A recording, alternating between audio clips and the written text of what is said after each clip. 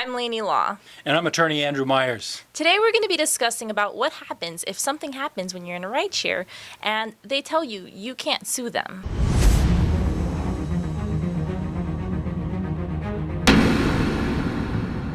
While it seems a little bit far-fetched, unfortunately, this is something that can happen to real people. What happens when we get into that type of scenario? I'm in a hurry to get to my next meeting and my car is in the shop.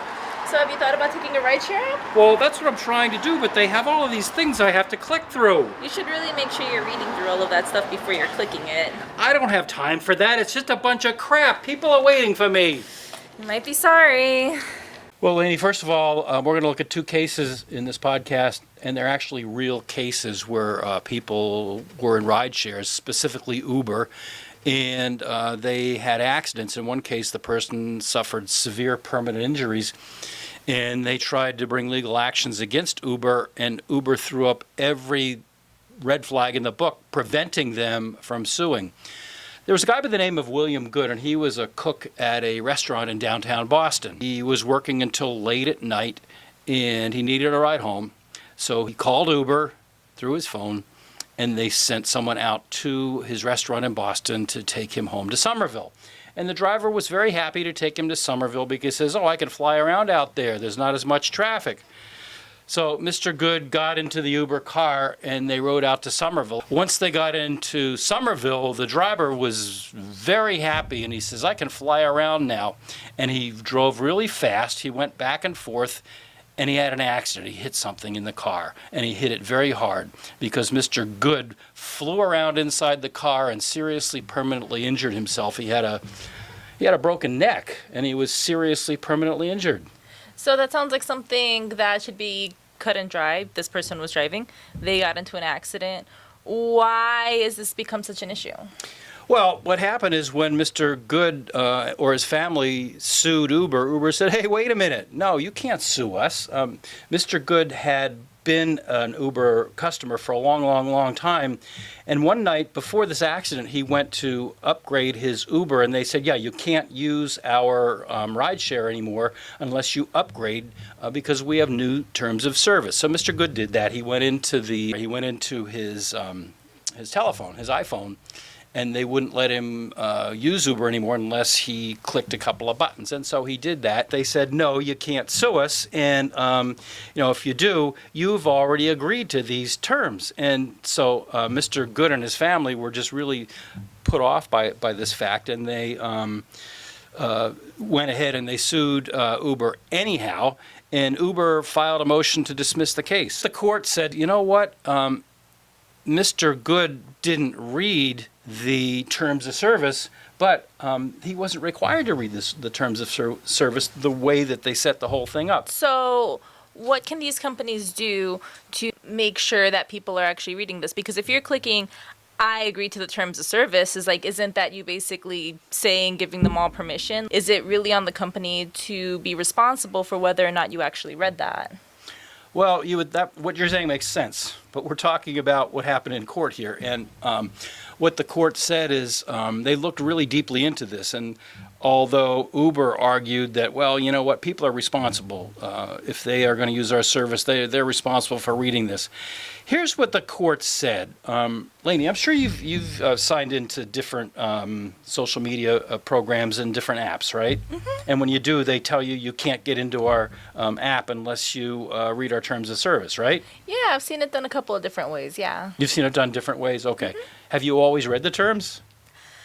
I mean, not to put myself on blast, but, sometimes I just got to get things done. All right, so, I'm sorry. Kind of like the little skit we had before, but okay. So what the court said is there are different types of screens that tell people, put them on notice that there are terms of service.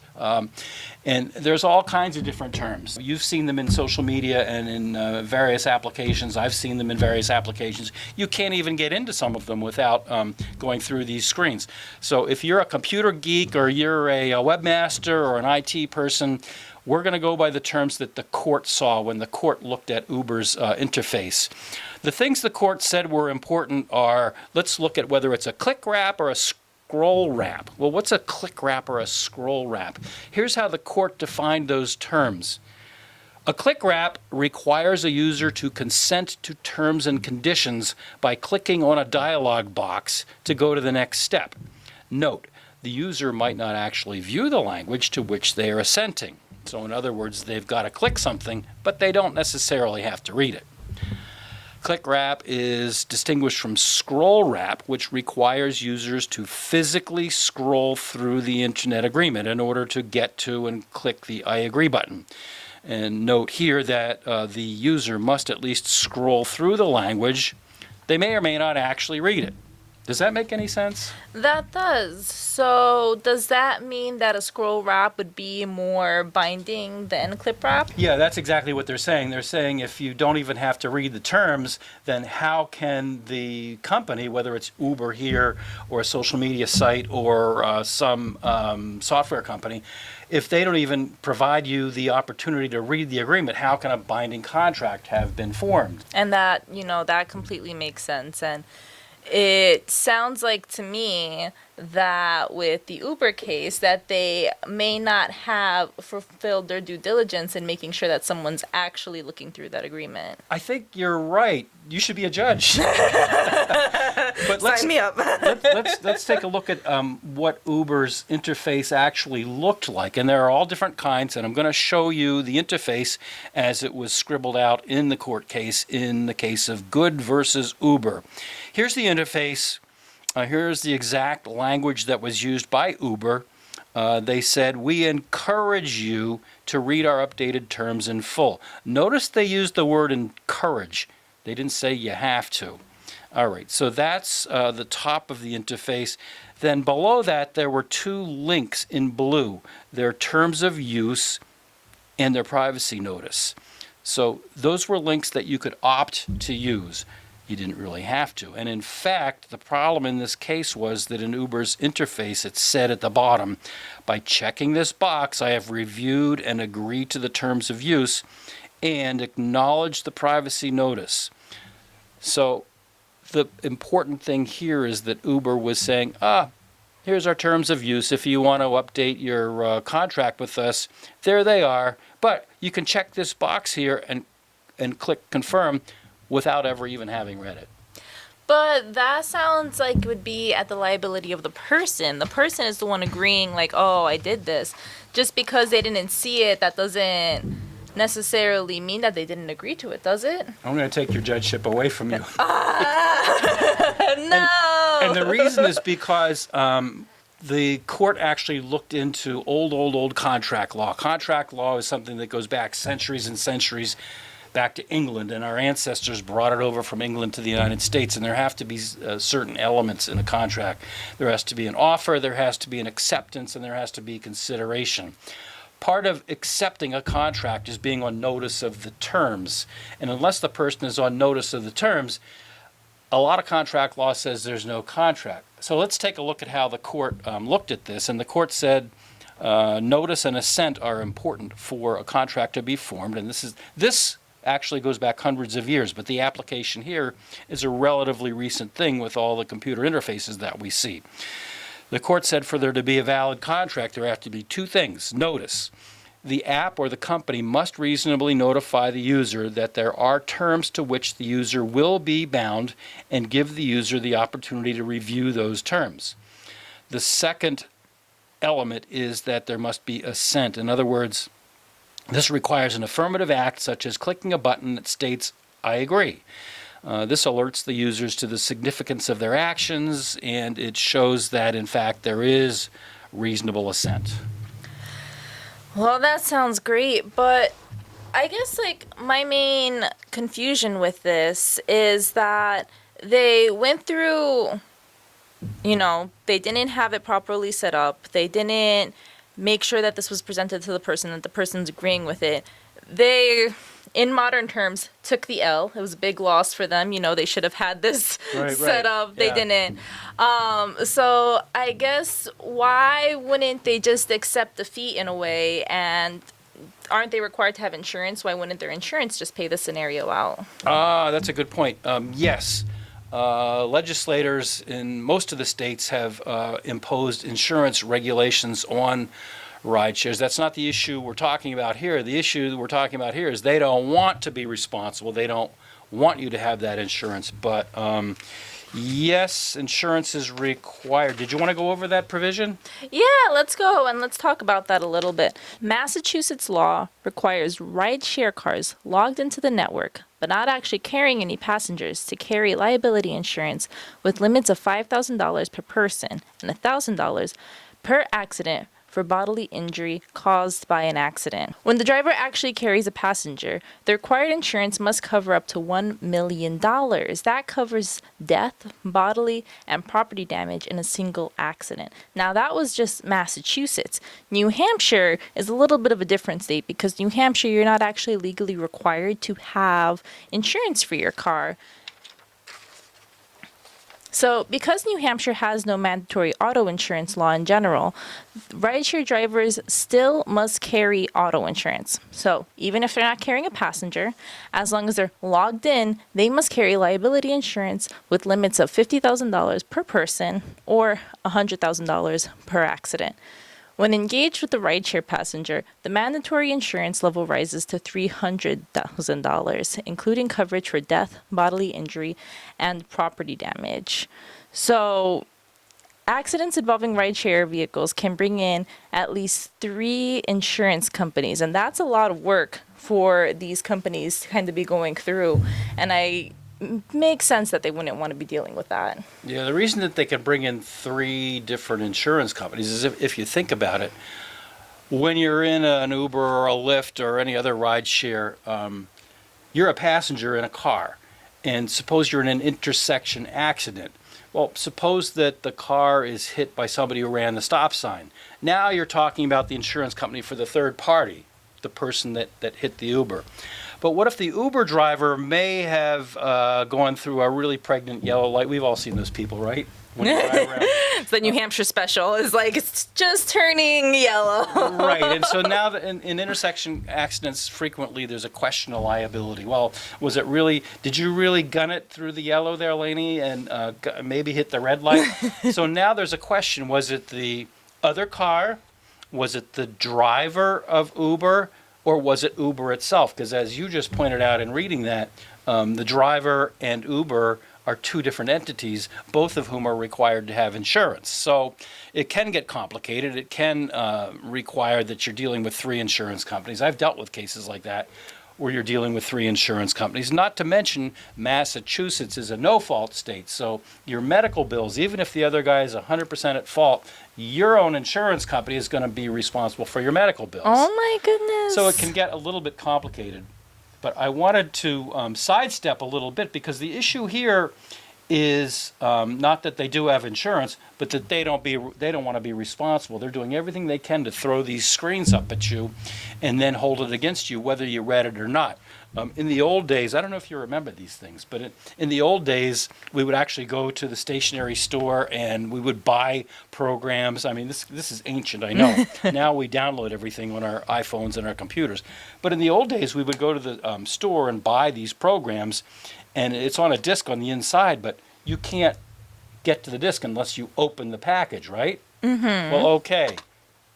Now I've opened the package, and in the old view, a lot of corporate attorneys and contract attorneys said, oh, just by opening that box, you have assented to our terms of service. That's what this case is all about. No, you have to at least have the terms there. So in terms of the computer, when you sign up for an app or renew your app with Uber or Lyft, they can't just do what Uber did here. They can't just say, oh, well, you're on notice that there are terms of service. No, they have to actually make you scroll through it, even if you don't read it.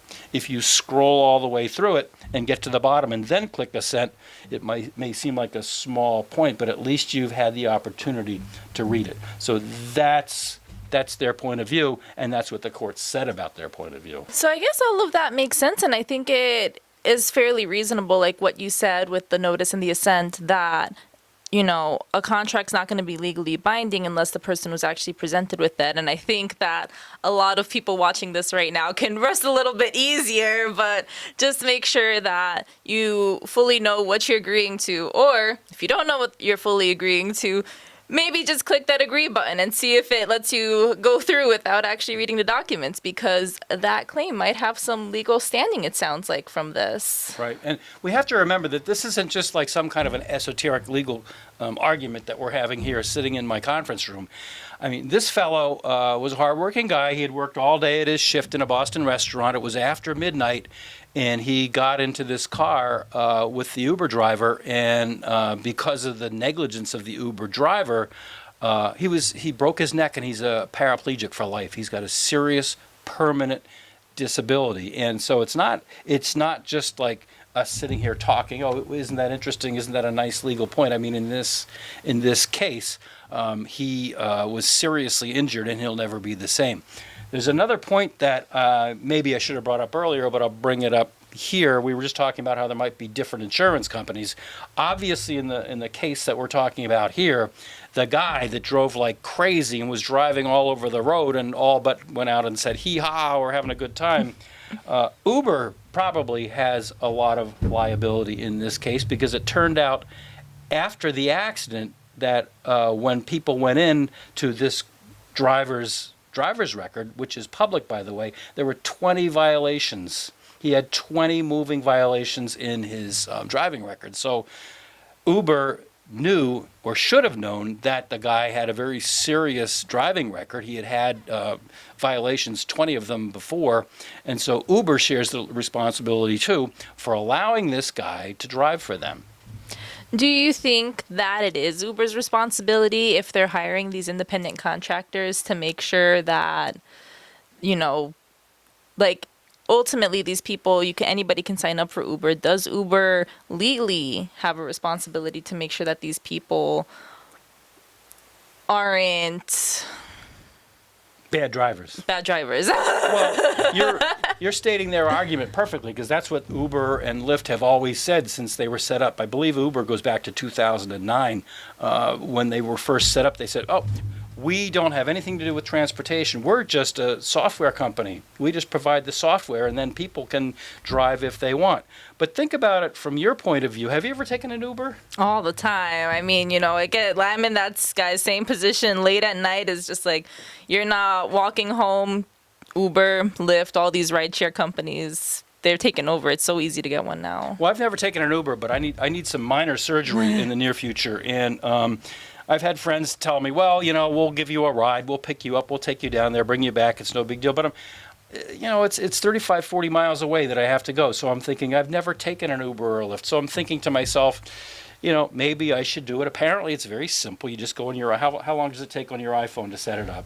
Honestly, making an account, you can just log in with your existing accounts that you have already. It probably takes from 5 minutes from downloading the app, getting on, and getting a ride and having someone request it to you. So it's very, very quick and simple. So that's fine. And I may do it, but in your situation where you want to ride home, or a lot of people like myself have medical appointments and they want to get somewhere, when you call through their software, even if they say, oh, we're only software, and oh, our drivers are all independent contractors, don't you want to have assurance that they know who's driving for them? Would you, when you call for an Uber driver who you've never met before, would you want somebody to come pick you up who has 20 violations on their record?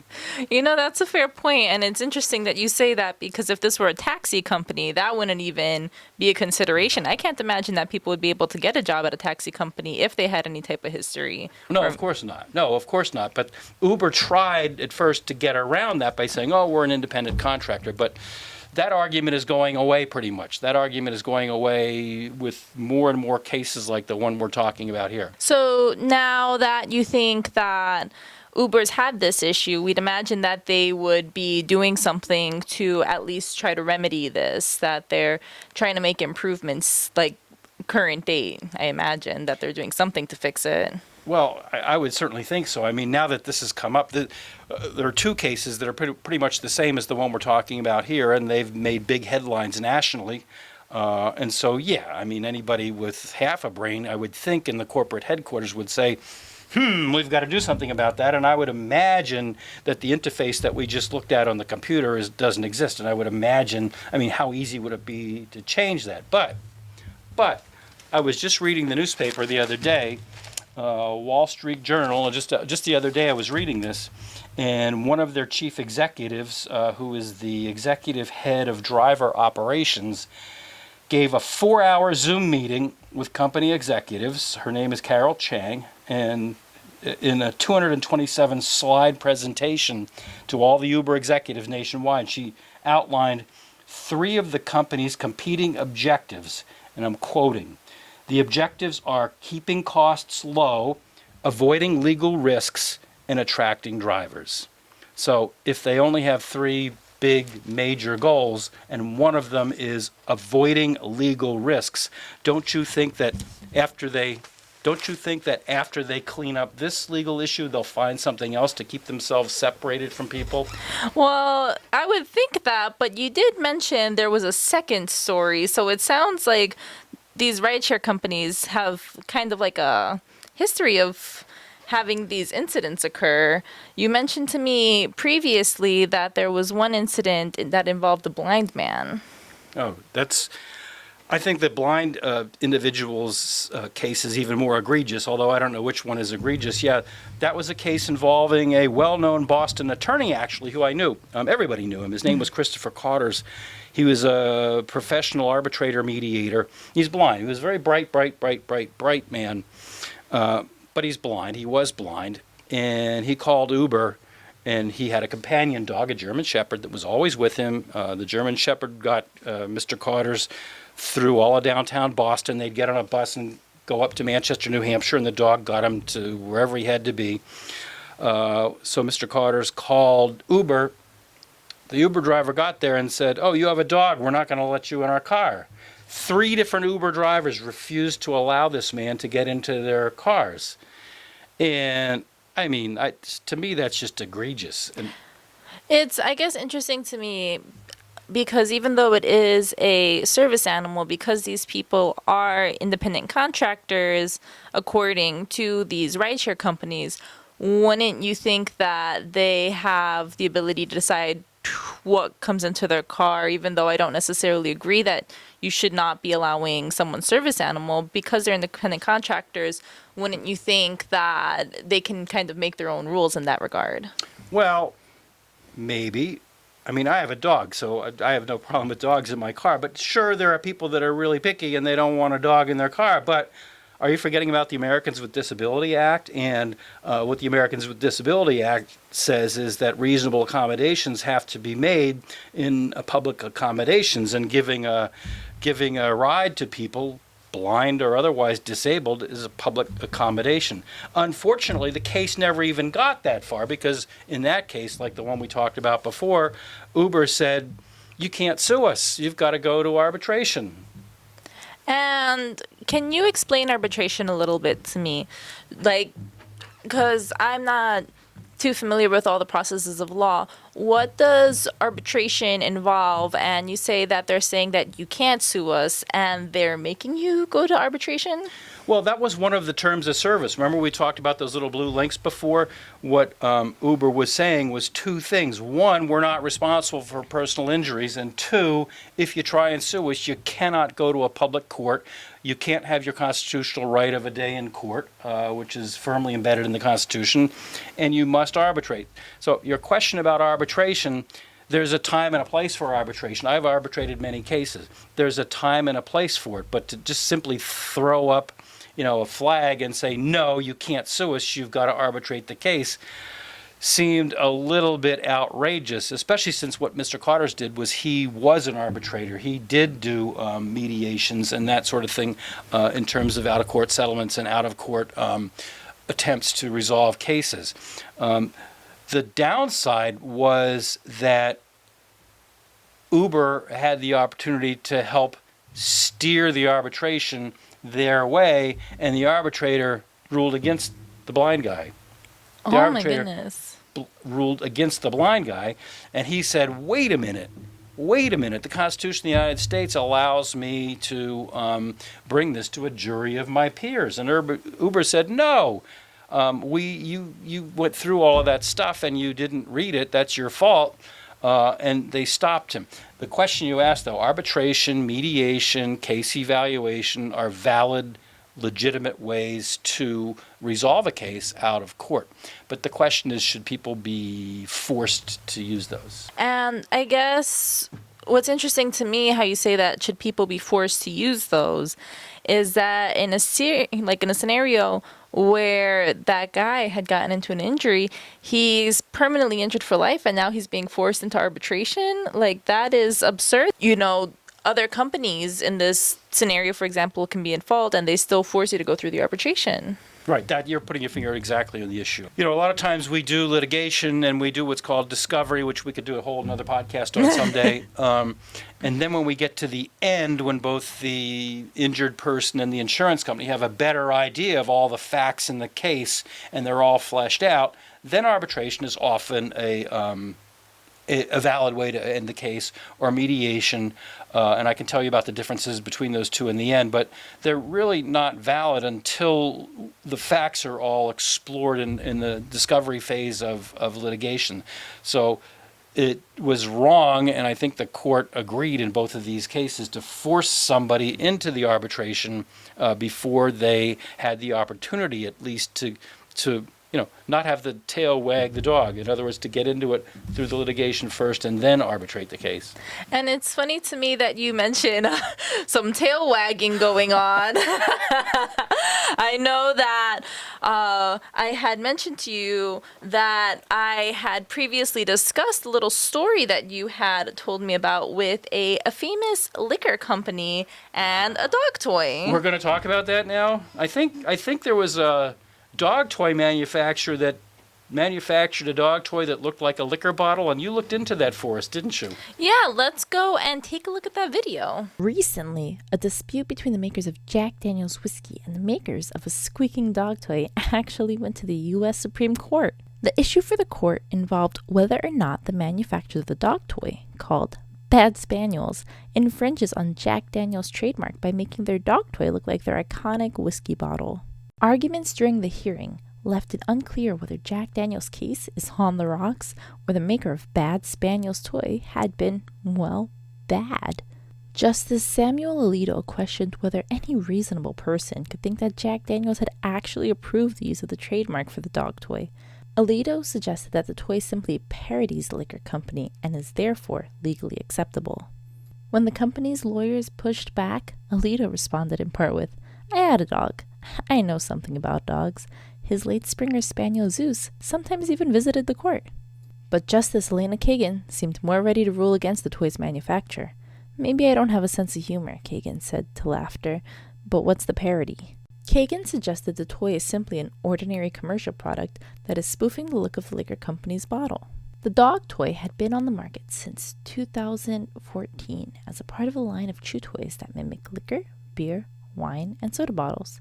Others include Mountain Drool, which parodies Mountain Dew, and Heine Sniffin', which parodies Heineken. The packaging of the toy, which retails for around $20, notes in small font this product is not affiliated with the Jack Daniel distillery. In the U.S., the country's major trademark law, the Lanham Act, lies at the core of this case. The federal law prohibits use of any trademark in a way that's likely to cause confusion as to the origin, sponsorship, or approval of goods. And Jack Daniels says that's exactly what the dog toy does. They say that a lower court was wrong to side with the dog toy company. But that company told the justices in a court filing that Jack Daniels seeks to use the Lanham Act to muzzle a playful dog toy parody. Other manufacturers, apparently feeling threatened by this alleged misuse of a trademark, filed papers supporting the dog toy manufacturer. They include Nike, Campbell Soup Company, Patagonia, and Levi Strauss. So, what did you think of that story? That's crazy. How could anybody ever confuse a dog toy with an actual bottle of whiskey? Don't you think that's nuts? It's a little insane, but I can understand not wanting my brand associated with things that I didn't agree to. But cheers on a good episode. Yeah, I guess you're right. If you're a company, and it could happen with any type of product, the idea of patent law is to make sure that there's no confusion. I'm still surprised that one went to the Supreme Court, but you know what?